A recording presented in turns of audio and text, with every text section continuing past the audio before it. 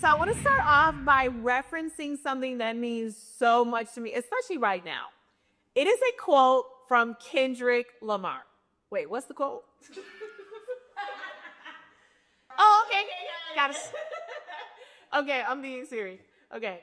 They try to rig the game, but they cannot fake influence. They, you know who they is, tried it, girl, tried to rig the game, meaning, hey, we're going to try to make you think this over here. You cannot fake influence.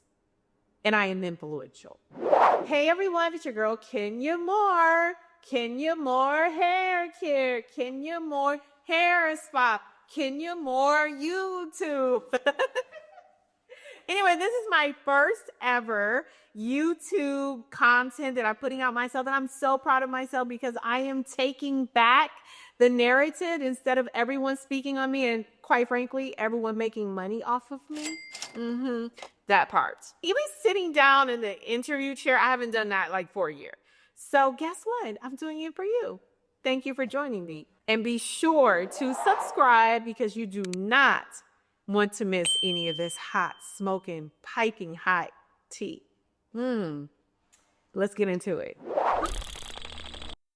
Let's get into the receipts, okay? More receipts. I have more receipts for you, and I want to just talk about some things that I have been seeing out in the atmosphere that are completely laughable, most of it, but also in a lot of ways just really dumb.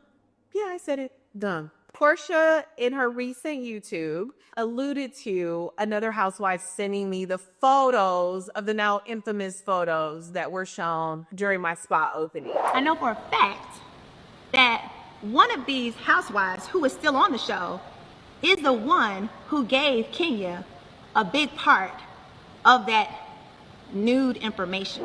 So number one, that's a lie. That's a lie. That's a lie. The photos were online on various porn sites, many porn sites. I don't watch porn. I'm not a porn expert. I don't enjoy it. I don't participate. I don't get anything from it. Okay. I would like to just rather see my own body in action, maybe in a mirror or something like that. But I'm not going to sit there and watch porn. The investigators and everyone involved, not including Drew Sidora, found those images and they're still there. That brings me to Ming Lee. Someone said that Ming Lee was somehow involved because they know each other, and Ming said out of her own mouth that she has a lot of evidence of Britt Eady's past performances, gigs. Let me say this for the people in the back. We did not get any photos from any person. They came directly from a search online. The photos that were revealed are not considered revenge porn. I went so far as, oh my God, did I do something wrong? I don't know this lady. I don't know any of her ex-boyfriends. I don't know any of her ex-friends. I've never seen this lady before in my life. I want to make sure I didn't break any laws. So I engaged a local attorney who advised me about the federal law as well as the Georgia state law. I shared photos that were readily available online. I did not commit revenge porn. I shared a publicly available photo that was accessible online. If I showed Kim Kardashian's sex tape right now, is that revenge porn? It's not. And then while we're talking about that, I've already said it was wrong.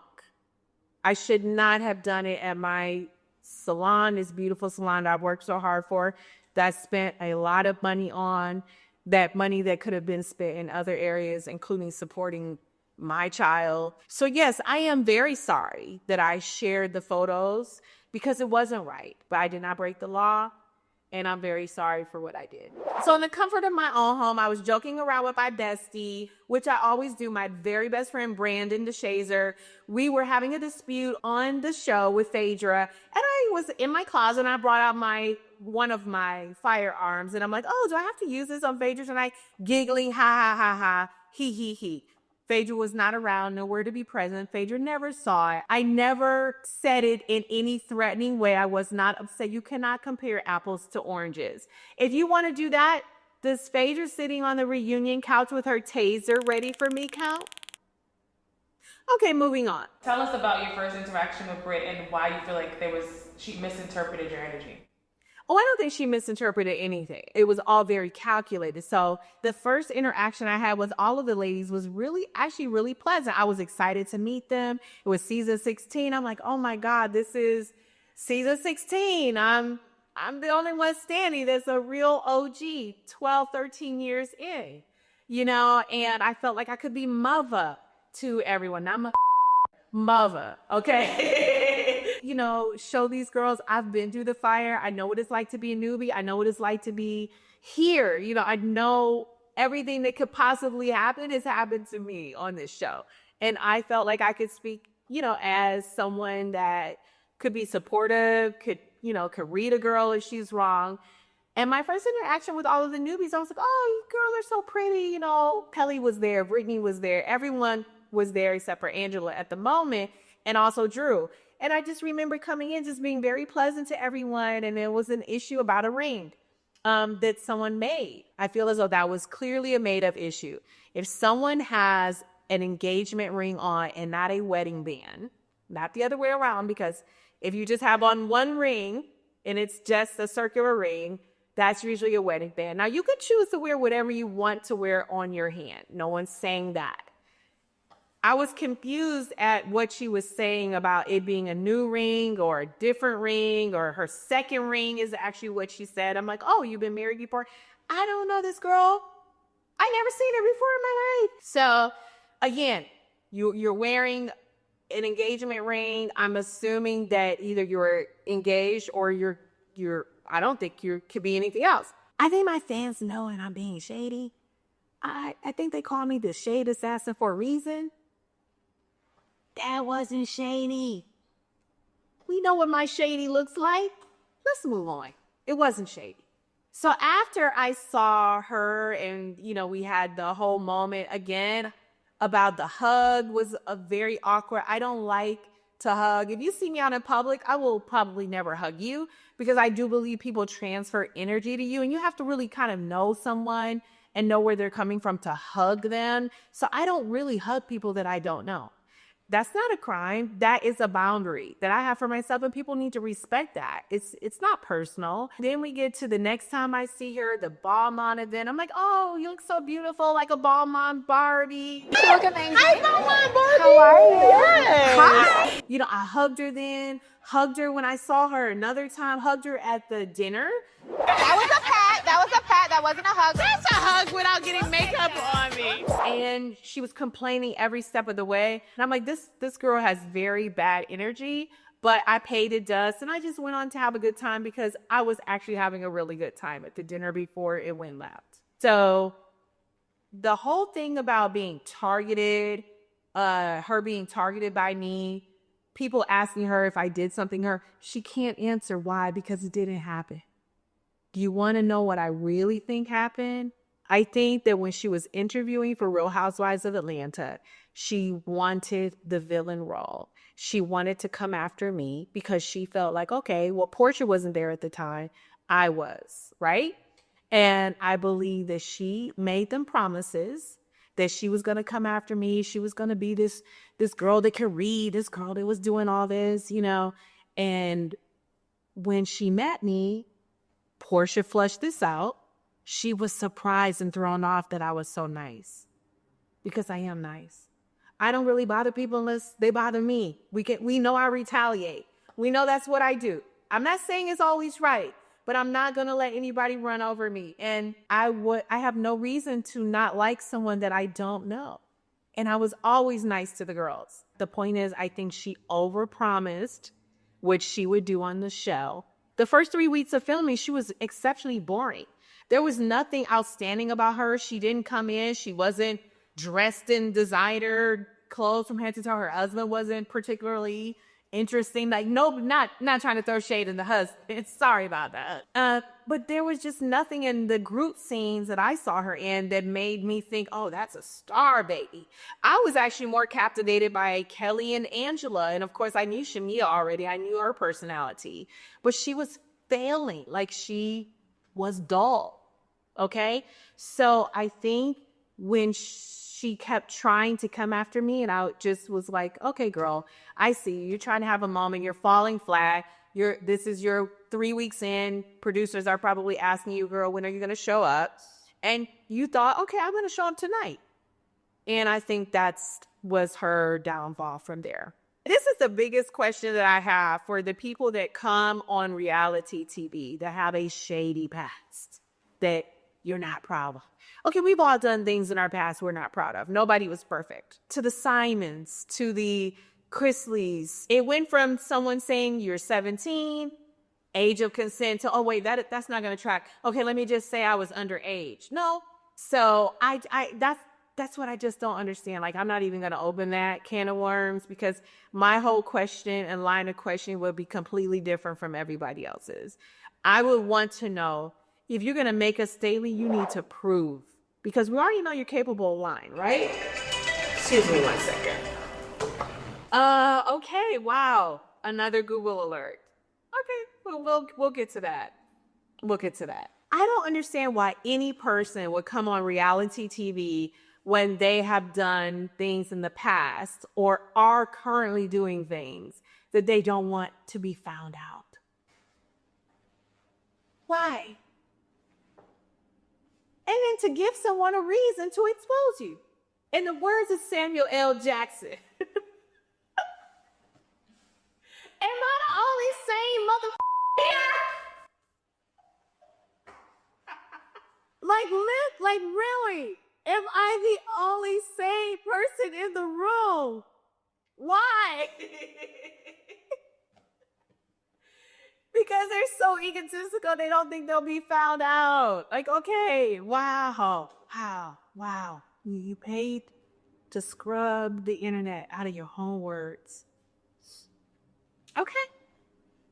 Well, they left some dust in the corner.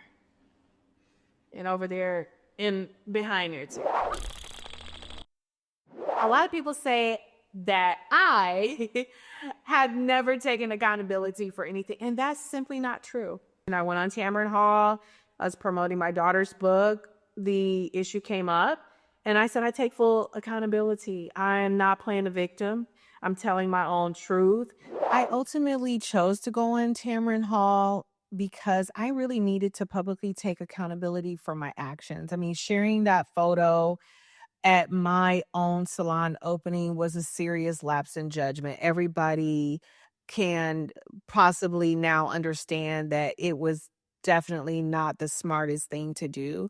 And I deeply regret that I hurt anyone that was involved, including the cast, including Brittany, including the crew, including any of the guests that were there to come to celebrate me. I mean, this platform gave me a chance to sincerely apologize and not to excuse what I did, but to own it fully. Sometimes the things that you do can come back and they can hurt you. And as I've said here before, I definitely did not. I escalated the situation. I didn't need to. Kim Fields, okay?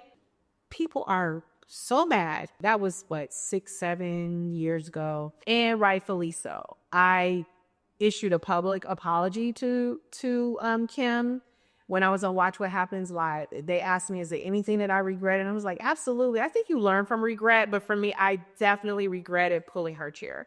That was not right. She's a class act, and we are over it.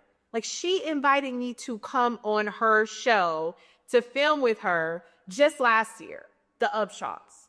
So wrong. I do take accountability. Another time I've taken accountability is, and these are just from what I can remember off the top of my head, was with Phaedra. I did some things with Phaedra that crossed the line. She did absolutely things that crossed the line with me. But I apologize for my part and what I did to contribute to the downfall of our friendship. And that was on the show. So I'm not sure why people didn't acknowledge that was taking accountability, but I absolutely did in that moment too. I'm not playing a victim. I am in this situation partly because of my choices. Back to the original point, I have taken accountability. So you guys just choose not to see it. It's okay, but I'm just going to remind you. So now it's time for a commercial break. And since people want to talk about snatching edges, because you can get real close. These are my edges. You can even see the little gray hairs, okay? This is not a lace front.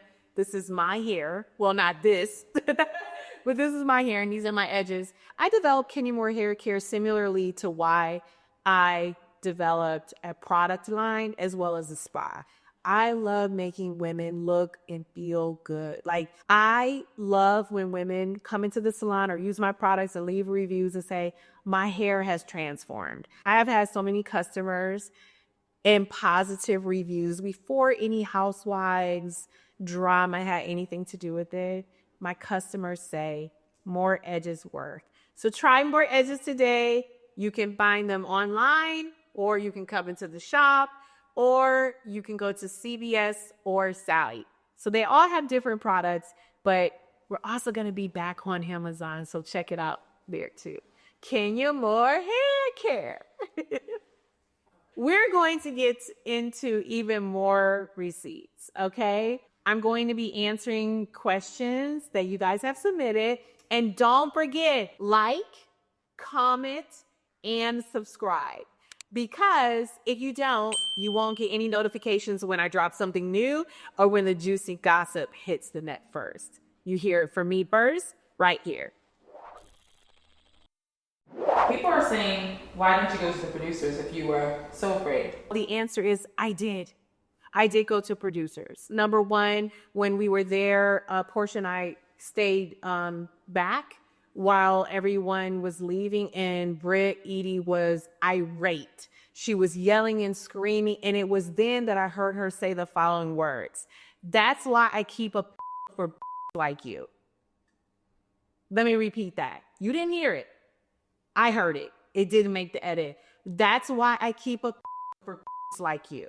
Yelling and screaming as she's going out, irate. I heard things knocking around. Like, I didn't know what was going on. I immediately went to the showrunner, the executive producer, and I said, what is going on? Why is she talking about what is happening? Like, Portia can tell you that. She saw the reaction on my face. She saw that I was visibly shaken, and I was like just trying to figure things out. So I did go to the producer. Not only did I go to the producer then, I also went to the production company that night, explained what happened, and said, I don't know what's going on. We're 3 weeks into filming, and this girl we don't know is threatening to unalive me.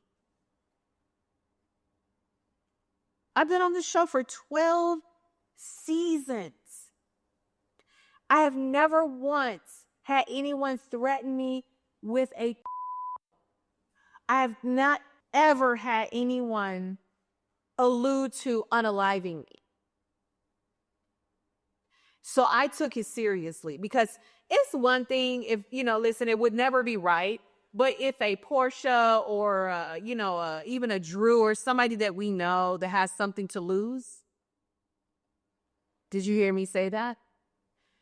If it was someone that we already knew, that we have been filming with for years, and we know that they have something to lose, maybe I would have taken it differently.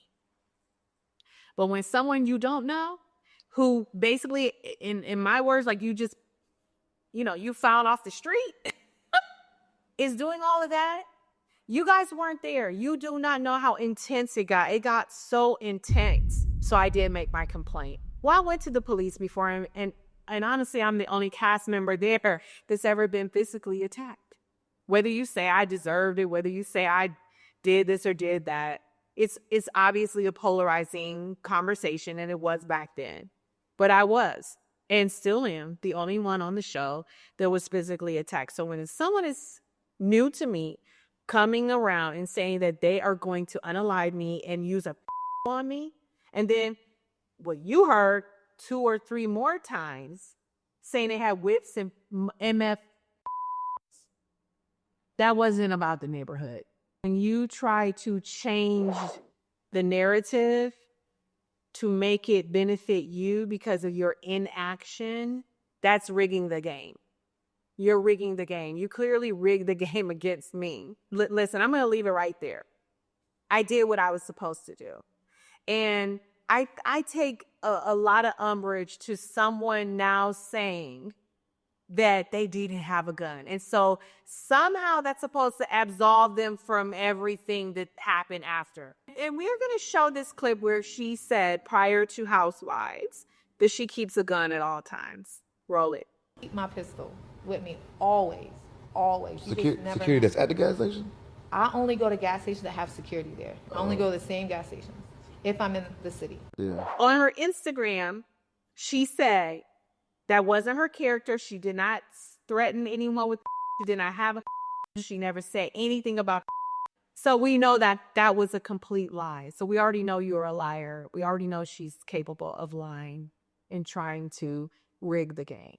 Let's go back to this whole Watch What Happens Live interview where Andy asked her, did she have a gun? And she said, oh, no, I didn't have a gun. Well, I have proof otherwise. Nobody checked bags when we're filming. Nobody checked cars when we're filming. You show up, you go inside, and you start to film. But weeks later, you want to say, oh, we had an investigation and found that you weren't in violation of the gun policy. Really, bitch? I did what I did. I complained to HR. I did all these other things. Now you want to do an investigation? 3 weeks have gone by because someone said it. Well, we already know that person is a liar, right? Because we have proof, solid proof from her on Instagram, and she lied about talking about the gun that night. So we already know you're a liar. And now we're investigating something 3 weeks after the fact because of what someone said that wants to keep their job? Oh, okay, that's okay. Hey, did you have a gun that night? No. Okay, investigation closed. Can you go to the airport and say you have a and not get arrested? Can you go to the bank and say you have a and not get arrested? Can you go any place that it will put people in danger and say you have a and not be committing a crime? That's not a crime. That's not against policy. I'm just asking the question. Can you go to your job tomorrow and say, you, Joe, you gonna learn today? You don't know who the I am, Joe. You, Joe. You gonna have some respect around here. I got whips, that's why I keep a for like you, Joe. I'm going straight to HR. You going to HR and the police. If that happened on Beverly Hills, you think she would be in jail or punished or out of a job? You think if she had said that to Kyle or Teresa Giudice or any other housewife on any other show, do you think she would still have a job? I'm just asking the question. Things been handled differently, I would have never felt a need to protect myself or escalate the situation. People go, oh, well, how is that protecting yourself? Because where I'm from, I'm not gonna even mention where I'm from. Where I'm from, and you may end up having to delete this, but I'm gonna say it. You tell me if it's too hard.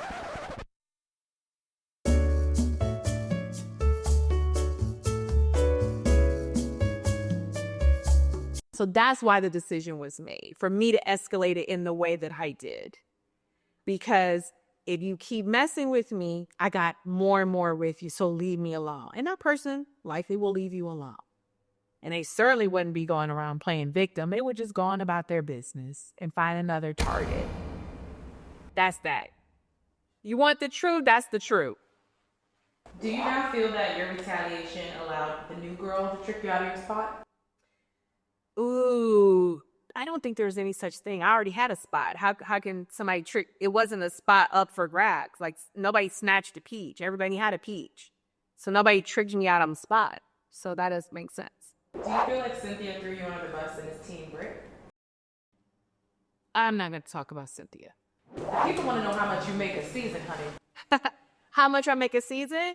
Well, I mean, I don't talk about money. When it comes to like my own money, I see a lot of these crazy reports saying like my net worth is 800,000. My house is worth 3 million. Like, how is my net worth 800,000?